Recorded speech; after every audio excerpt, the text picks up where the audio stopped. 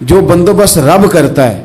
آزمائش آ جاتی ہے, بڑے بڑوں پہ آ جاتی ہے, لیکن بعض اوقات بڑی تکلیف ہوتی ہے جب اس بندے کو لوگ کٹہرے میں کھڑا کر دیں جس کا جرم ہی کوئی نہیں, اس شخص سے لوگ سوال جواب شروع کر دیں جس بیچارے کے خیال میں بھی وہ بات نہیں. پھر وہاں وضاحتیں دینا, نہ کردہ گناہوں کی وضاحتیں دینا, یہ بڑا بوجھ بنتا ہے, بڑی تکلیف ہوتی, اور لوگ کرتے ہیں یہ کام. پھر اللہ تعالیٰ جب بندوبست فرمائے, صحیح بخاری میں حضرت جریج کا ذکر فرمایا. جریج نفل پڑھ رہے تھے, ماں نے آواز دی, وہ آ نہیں سکے, نماز میں تھے, ماں ناراض ہو گئی. اس نے ہاتھ اٹھا کے کہا اللہ یہ اتنی دیر تک مرے نہ جب تک کسی بری عورت کا منہ نہ دیکھ لے. کسی اور کی دعا کے لیے سند نہیں ہے کہ وہ تیرے حق میں ضرور قبول ہوگی, لیکن ماں باپ کی دعا کے لیے میرے نبی پاک نے سند بیان کی ہے. سید عالم صلی اللہ علیہ وسلم فرماتے ہیں جب بھی ماں باپ اولاد کے لیے ہاتھ اٹھاتے ہیں رب ضرور قبولیت کا شرف عطا کرتا ہے.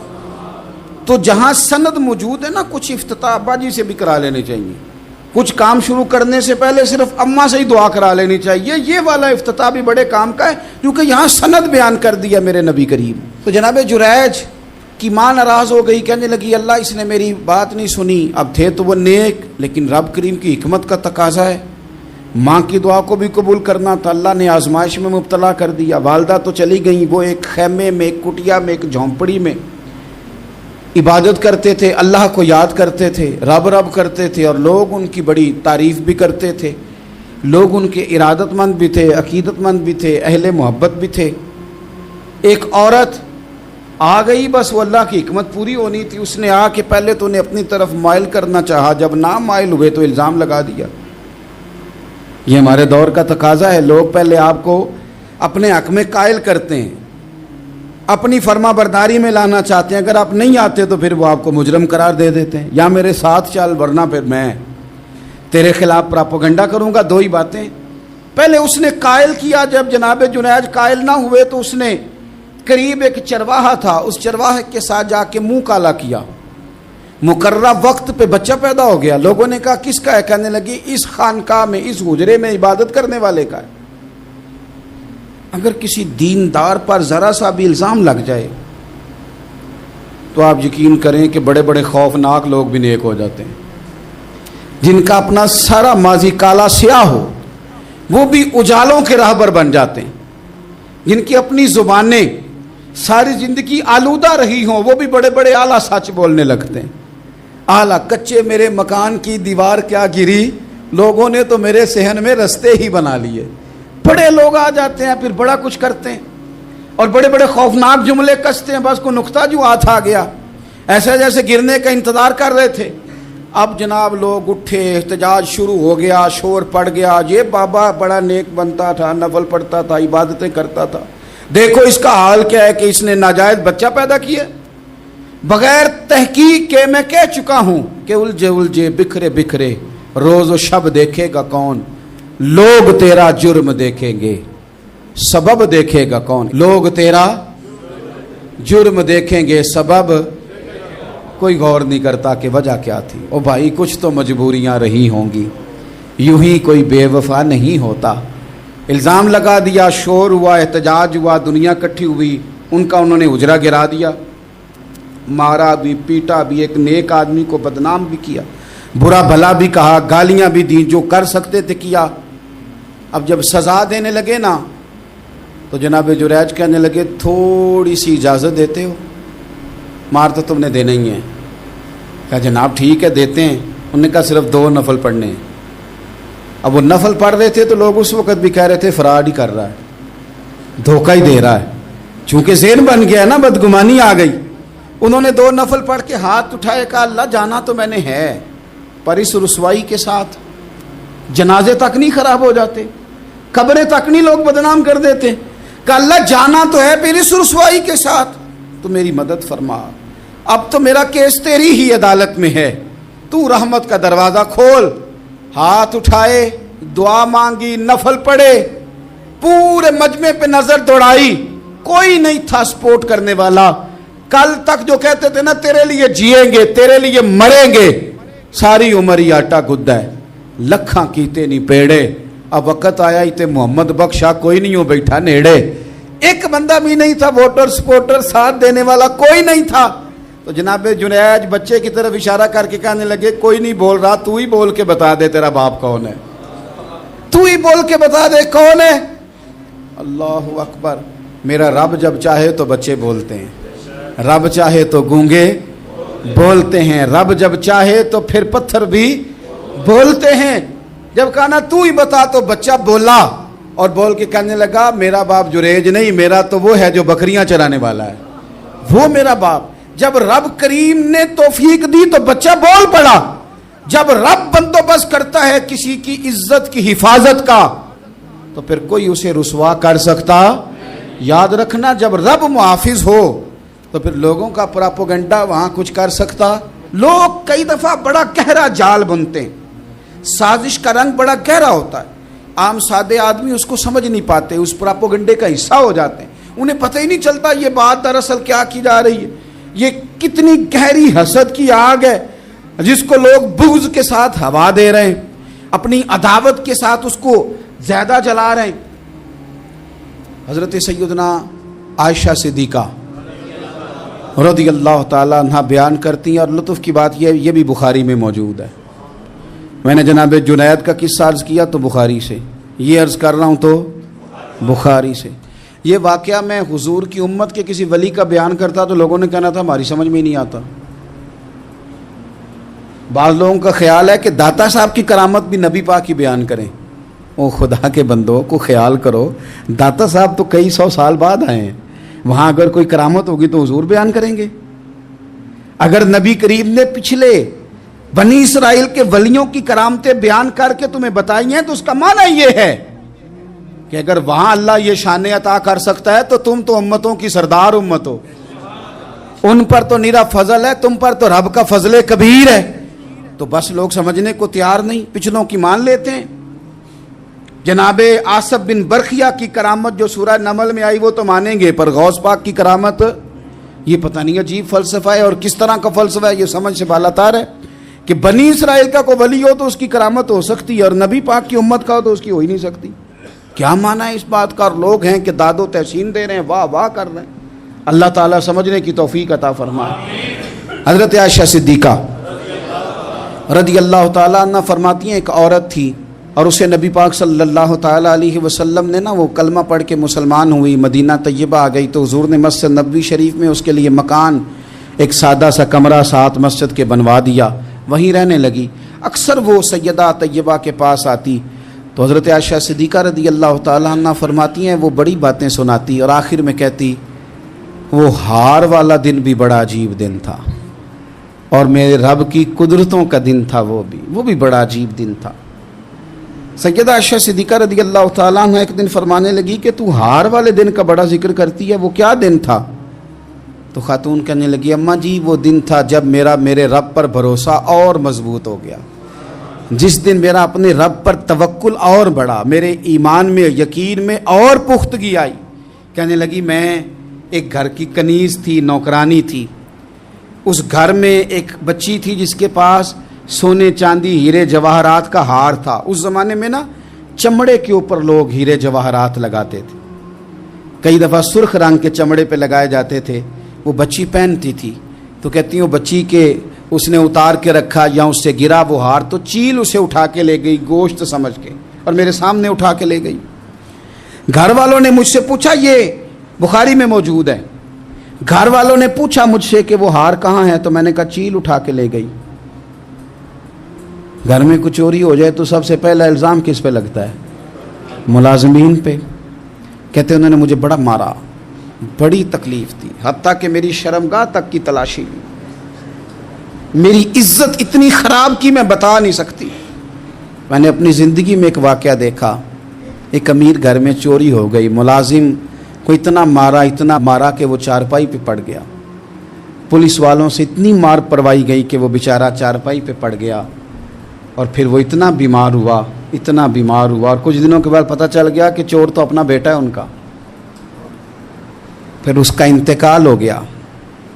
اب وہ سیٹھ صاحب اور گھر والے آ کے مرنے والے کے کان میں معافیاں مانگ رہے ہیں, کان میں تو میں نے ان سے پھر کہا تھا کہ یہ تو اب چلا گیا ہے، تمہارا زور چلتا تھا نا، تو تم نے قانون خریدا اور تم نے اسے جتنا ہو سکا تم نے اسے مار پڑوائی، تمہارے پاس جو عدالتیں تھیں تم نے وہاں کارروائی کی، اب ایک عدالت قیامت کے دن لگے گی۔ یہ کمزور تھا نا، کچھ کر نہیں سکا۔ میرے نبی پاک صلی اللہ علیہ وسلم نے فرمایا سن لو، اگر سینگ والی بکری نے بغیر سینگ والی بکری کو تکلیف دی ہوگی نا تو قیامت کے دن اسے بھی بدلہ دینا پڑے گا کہ تیرے پاس سینگ تھے اور تو نے اسے مارا تھا۔ وہ خاتون عرض کرتی ہے سیدہ عائشہ کی خدمت میں کہ مجھے بڑا مارا، مجھے تکلیف دی، میں کہہ رہی تھی کہ میرے سامنے چیل لے گئی ہے پر وہ نہیں مان رہے تھے، اماں جی انہوں نے مجھے بڑا مارا۔ حضرت عائشہ صدیقہ کہتی ہیں پھر کیا ہوا؟ کہنے لگی اماں جی جب کوئی میرا مددگار نہ رہا، مجھے تکلیف دے رہے تھے، رسوا کر رہے تھے، تو میں نے اپنے رب سے مدد چاہی، میرے رب کی طرف میں نے توجہ کی، میں نے کہا مالک اب تو ہی میرا مددگار ہے۔ کہتی ہے وہ مجھے مار رہے تھے تو وہ چیل جو ہار لے گئی تھی وہی لے کے واپس آ گئی، اور ہمارے سروں کے قریب لا کے اس نے جب اس ہار کو پھینکا وہ مجھے چھوڑ کے سائیڈ پہ ہوئے، وہ میری بے گناہی جان گئے، لیکن آپ کو بتاؤں اس دن سے میرا اپنے رب پر یقین اور بڑھ گیا۔ مجھے سمجھ آ گئی کہ جب انسان پورا ٹوٹ جاتا ہے اور جب کوئی چاروں جانب اس کا مددگار نہیں ہوتا تو رب تو ہوتا ہے نا، اللہ تو اس کا مددگار ہوتا ہے نا، وہ تو پھر اپنے اس بندے کی مدد کرتا ہے نا، پھر وہ تو توانائی دیتا ہے نا، وہ تنہا نہیں چھوڑتا، وہ تو آنسوؤں والوں کے آنسوؤں پہ بڑا کرم فرماتا ہے، وہ تو قسم پرسی میں آ جاتا ہے، اس کی رحمت بڑھ کے استقبال کر لیتی۔ تو بھائی جب آپ پر اللہ کی حکمت کے تقاضے پورے ہونے لگیں اور زندگی میں کبھی کوئی ایسا وقت آئے کہ آپ محسوس کریں کہ تنہا رہ گئے ہیں اور کئی اپنے بھی مخالفین کی جماعت میں نظر آنے لگے ہیں، تو اس وقت پھر دل، روح، زبان اور ذہن کو یکجا کر کے سمجھ لینا کہ جب ساری دنیا ساتھ چھوڑ جاتی ہے تو رب کی رحمتیں اس وقت بھی ساتھ رہتی ہیں اور اللہ کی مدد اس وقت بھی بندے پہ کرم نوازی کرتی ہے۔ ایک اور حدیث سنیں، لطف کی بات یہ ہے یہ بھی بخاری میں ہے، یہ بھی واقعہ بخاری میں ہے۔ اللہ اکبر۔ ایک شخص نے نا ایک بندے سے قرض مانگا، اس نے کہا مجھے قرضہ دو، وہ کہنے لگا کہ کتنا قرضہ؟ اس نے کہا 1000 دینار۔ دینار سونے کا ہوتا تھا، درہم چاندی کا ہوتا تھا، 1000 دینار چاہیے۔ اس نے کہا کوئی گواہ ہے تیرے پاس؟ غریب کا گواہ بھی کوئی نہیں بنتا، کبھی الجھ جائے نا کوئی بندہ تو کئی اپنے بھی کہہ دیتے ہیں کہ ہم اس کے قول فعل کے ذمہ دار نہیں ہیں۔ ایک غریب آدمی کو قرض کی ضرورت پڑ گئی، 1000 دینار چاہیے۔ میں کہہ چکا ہوں کہ درہم چاندی کا ہوتا تھا، دینار سونے کا، اب 1000 دینار لینا ہے۔ تو جس بندے سے اس نے کہا، اگرچہ وہ نیک بندہ تھا، اس نے کہا یار 1000 دینار دے دو، تو کہنے لگا کوئی گواہ ہے تیرے پاس؟ وہ کہنے لگا غریبوں کا گواہ کون ہوتا ہے؟ ہاں ایک گواہ ہے۔ کہا کون؟ کہا میرا رب، وہ تیرے اور میرے بیچ گواہ ہے۔ اس نے کہا کوئی کفیل، اگر تو پیسے نہ دے سکے تو وہ بعد میں دے دے، یا تجھے کچھ ہو جائے تو وہ دے دے۔ اس نے کہا کفیل بھی میرا اللہ ہی ہے، میرے پاس اگر ہے تو رب کریم کا نام ہے، اگر اعتماد کر سکتا ہے تو کر لے۔ بندہ نیک تھا، اس نے کہا رب کے نام پہ، رب کی کفالت پہ، اللہ کو گواہ بنا کے میں تیار ہوں تجھے 1000 دینے کو۔ اس نے 1000 دینار دے دیا، وقت واپسی کا طے ہو گیا، وہ چلا گیا پیسے لے کے۔ اس نے پوری محنت کی کہ میں نے وقت پہ پیسے لوٹانے، پوری محنت بھی کر لی، اللہ نے مدد بھی کر دی، پیسے بھی اس تاریخ کو اسے مل گئے۔ بعض لوگوں کا تو لوٹانے کا دل ہی نہیں نہ ہوتا۔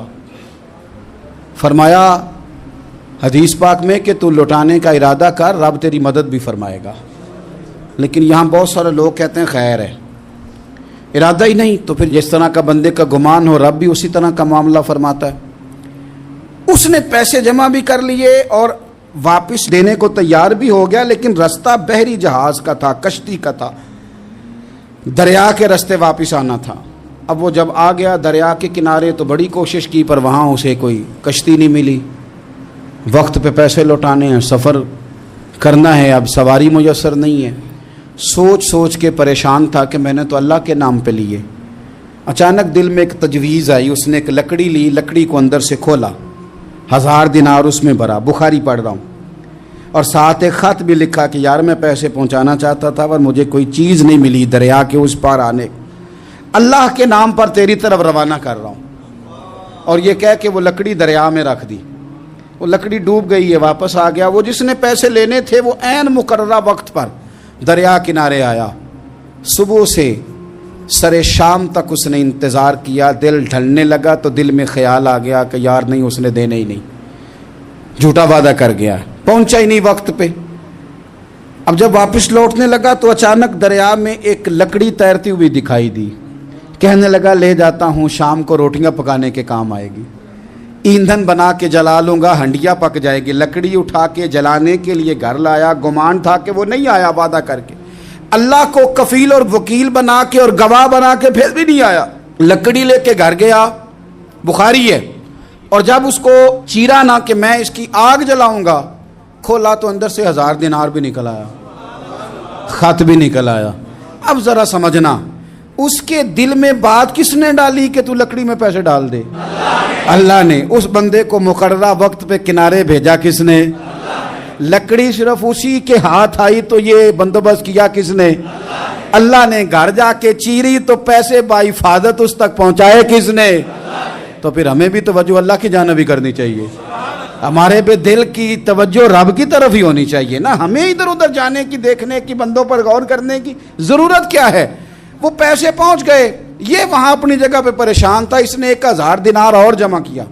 پھر دوبارہ ایک دن دریا کنارے آیا، کشتی مل گئی، بیٹھ کے اپنے اس بھائی کے پاس آیا، کہنے لگا دیکھنا مجھ پر بدگمان نہ ہونا، پیسے اس تاریخ کو بھی جمع کر لیے تھے، دریا پہ آیا تھا پر کشتی نہیں ملی تھی، پھر میں نے نا لکڑی میں ڈال کے خط ڈال کے تیری طرف بھیج بھی دیے تھے، لیکن آج میں پھر لے کے آ گیا ہوں۔ وہ کہنے لگا خوش ہو جا، جس رب کو تو نے میرا اور اپنا گواہ بنایا تھا اس رب نے میرے تک پہنچا بھی دیے ہیں۔ جب لوگ اللہ کو گواہ بناتے ہیں، رب کی جانب اپنی توجہ کرتے ہیں، اپنی چاہتوں، خواہشات اور اپنی ساری چٹھیاں اپنے رب کریم کی رحمت کی طرف روانہ کرتے ہیں، پھر اللہ اپنے بندوں کو مایوس نہیں کرتا، اللہ اپنے بندوں کو نواز دیتا ہے، اللہ تبارک و تعالیٰ اپنے بندوں پہ کرم نوازی کرتا۔ او سنگیو، ساری امیدیں سیٹھوں، نوابوں، دنیا داروں سے کیوں وابستہ کرتے ہو؟ ساری توجہات کا مرکز کیوں ان لوگوں کو بناتے ہو جو تمہیں دنیا میں مضبوط نظر آتے ہیں؟ اپنی توجہات کا مرکز اپنے خدا کو بنائیے، اپنے مالک کی جانب اپنی ساری خواہشات کا رخ پھیر دیجئے، اپنی توجہات اپنے رب کی جانب کر لیجئے، وہ اپنے بندوں پہ بڑی کرم نوازی فرماتا ہے، وہ عزتوں کا بھی محافظ ہے، وہ پریشانیوں میں کرم نوازیاں فرمانے والا ہے، وہ ساتھ دینے والا ہے، وہ اس کی رحمت قریب آ کے بندے کو سہارا دیتی ہے، وہ اپنے فضل سے اپنے بندوں کی ہر مشکل میں دستگیری فرماتا ہے۔ اسیاں سے کبھی ہم نے کنارہ نہ کیا، اور تو نے بھی تو دل آزردہ ہمارا نہ کیا، ہم نے تو جہنم کی بہت کی تدبیر، پر مولا تیری رحمت نے گوارا نہ کیا۔ عدل کریں تے تھر تھر کمبن، اچیاں شانہ والے، تجھے تو فضل کریں تے بخشے جاون، میرے جے منہ کالے۔ آخر دعوایا ان الحمد للہ رب العالمین۔